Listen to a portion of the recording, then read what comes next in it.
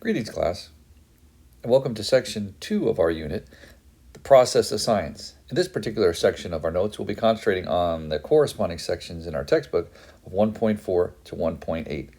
And in this lesson today, we're going to be talking about the process of science, scientific inquiry, the scientific method, inference versus observation. We're going to be covering a lot of different things.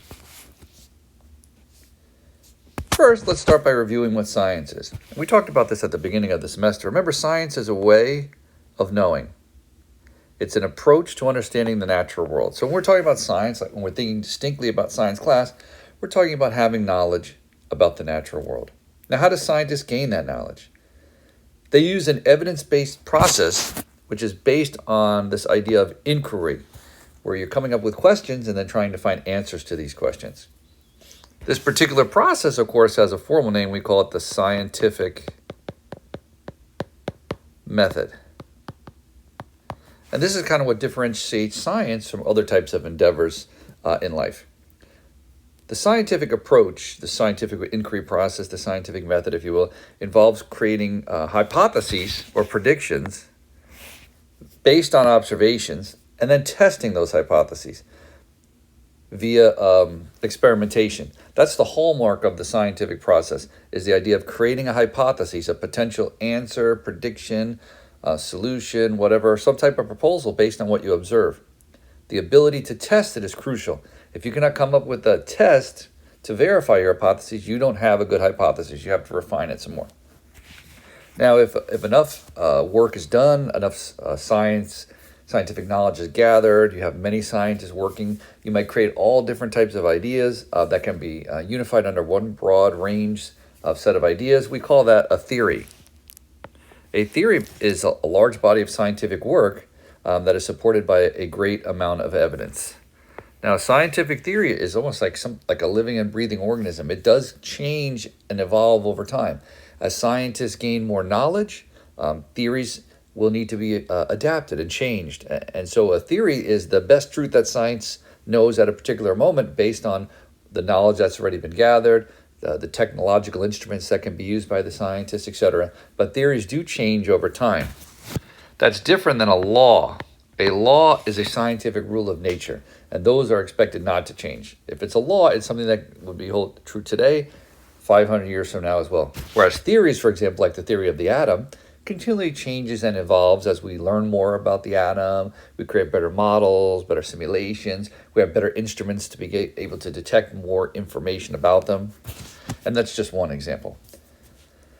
Now, the whole process of scientific inquiry is powered not only by the hypotheses, but the ability to observe and make observations. It's really the hallmark of the whole process, and it's what starts the scientific process of inquiry. It's people observing things and things bothering them. So I put this quote on here, because I think it's very good, from Louis Pasteur. It says, "When observation is concerned, chance favors only the prepared mind." So that's what separates the great scientists, I think, of all time, with just the regular people.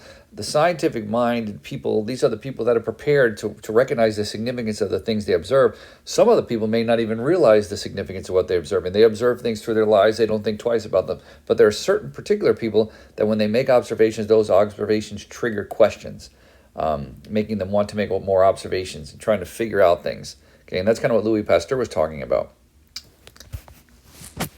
Now, we have to be careful when we make our observations, because sometimes scientists can misinterpret the data they make from their observations if they don't realize what exactly it is they're doing. Now, in the scientific inquiry process, there are two different things that we'll be doing. We will be making observations, and we will also be making inferences. Observations are data, or ways of collecting data using your senses, for your sense of sight, smell, all those kind of things, and they might be aided by instruments as well. But it's about collecting data. Okay, and not necessarily trying to explain it too much, process it, all that kind of stuff. That comes later in the process. And that part of the process is called making an inference. Inferences are when you try to make sense of what you're observing, when you try to draw conclusions, offer explanations, that kind of stuff. And those are two different things. So as scientists, we have to be careful sometimes that when we're making our observations, we're actually not making inferences as well at that particular moment in time, because what we don't want to happen is we want on our inferences to be observations. Because each of us brings our own set of life experiences, knowledge, biases, all these kind of things. And so two people might see the same situation slightly differently.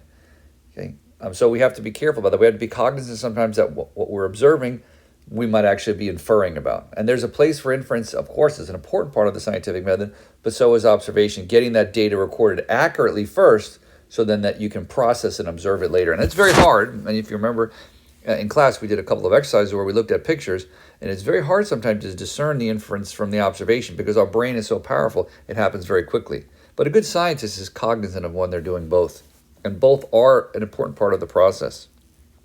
And this was one of the examples that I gave you in class, and this was the other one where I asked you to tell me about those pictures, what you think was happening, but also identify the pieces of information that help support the inferences that you made. Okay, and just one last little bit there. I showed you these two pictures, of course, in class as well, about inference and observation. We have to be careful sometimes when we're referring that once and observing, and we're trying to process all that. What are we missing? Are there things that we're missing? Are we filling in the blanks? Are we filling in spaces that may not be there at that moment? So like, what are we missing? So a little bit of perspective on that. Like, for example, we see Mount Rushmore. Here we see the presidents, but are we missing anything? Are we missing this, the backside? So we're so focused on that. Of course, that doesn't really exist, but it's a great analogy. When you are doing scientific work, you have to be careful to separate your observations versus your inferences. Okay, making sure that you're understanding which is which. What are your observations, and what are the inferences that you're making based on the observations? Okay. Scientific process, the scientific method, is a very simple process, really, but it creates such powerful understanding of the world around us. And here's a great example from your textbook, and I'm just going to fly through real quick. Starting with this particular observation, you go to turn your flashlight on, you observe it's not working. See, the process is triggered by an observation, which then generally creates some type of problem. Okay, the problem is, why is my flashlight not working? And then from there, you'll make some more observations, and then you'll start to begin to create some inferences, some possible explanations, some possible proposals, which might lead to a hypothesis. And then the next step is, of course, testing your hypothesis. And you can see in this example, I could come up with two great tests to see if it's either the batteries or the light bulb. So again, as we said, what is the main requirement for a scientific hypothesis? You have to be able to test. If you can't test your hypotheses, it's not a good hypothesis. Now, when you do create some type of experimental design, some type of experiment to test your hypotheses, there's different types of components that you have to identify. And those, for example, are your variables. Okay? Within the scientific method, you're going to have the independent variable, also known as the manipulated variable. That's the part of the experiment you're going to change. You're going to have the dependent variable, also known as the responding variable. That's the part you're going to be looking for to see the change. So like, let's say, for example, I want to know which color light makes plants grow best. Okay, my independent variable would be the different colors of light. My dependent variable, I have to, first of all, of course, define what the word best means. I have to come up with what's called an operational definition. And then from there, I can then create a responding variable. Let's say I'll define best as which plant grows the tallest. And now I have something I can measure that's dependent, see, on the independent variable. And then sometimes in a particular type of experiment, you might create a control group, and we call this a controlled experiment. A control group is a type of experiment in which you have an experimental group that is exposed to the variable, and then a control group which does not get the variable. And this way you can actually see if the variable is really having any type of impact on the experiment. When we're creating an experiment like this, we also have to think about what are called our controlled variables. These are the things that we have to keep controlled so they don't affect our experiment. We could also call them constants. Like, so for example, keeping with the theme of the colored lights and the plant growth, we have to make sure that we have the same types of plants, same type of soil, same amount of light each day, same type of water, same surrounding temperatures, all those kind of things. So the only thing different is actually the color of the light. Now, if you do create some type of controlled experiment, as I said, a great example would be like, for example, a clinical trial, like for example, the development of a new type of medication. They might give one group the medication, and another group, they'll give something that looks like the medication, but they call that a placebo. And that would be the control group. And so neither group really knows necessarily what they have, that they've had the medication, and then the scientists and doctors can observe them to see the effects. So like, for example, if you give a new type of medication to a group of people, and let's say the one particular group seems to really benefit and the placebo group is not, then you can see that that medication probably has some type of beneficial attribute to it. So the control group is necessary for comparison. Let's say we gave the medication to both groups and neither group seems to do any better, then there's probably something that's not quite right with that medication yet. Okay. Another example here, and this one was the one from the reading, and you have this in your presentation I provided to you as well, where you can see an experiment set up to verify if the type of camouflage better protects an organism in the type of environment that they're in.